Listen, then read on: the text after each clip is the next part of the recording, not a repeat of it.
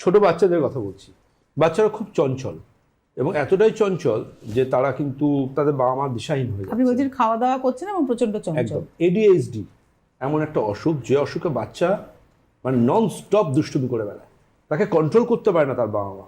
ADHD এমন একটা অসুখ, যে অসুখটাকে প্রপারলি কন্ট্রোল করাটা খুব বড় একটা চ্যালেঞ্জ।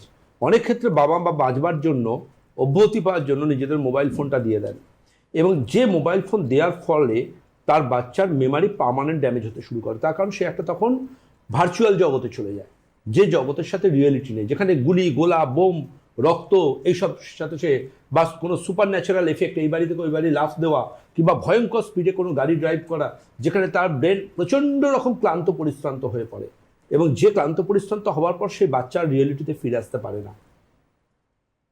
এই কারণে একটা ব্রেনের মারাত্মক রকম চাপ থাকে, বাচ্চারা পড়া ভুলতে থাকে।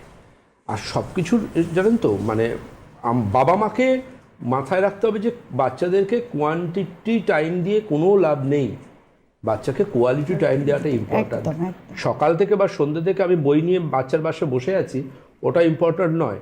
দিনের শেষে বাচ্চার সাথে 10 মিনিট মন খুলে কথা বলাটাই কিন্তু একটা সায়েন্টিফিক প্রপার পেরেন্টিং।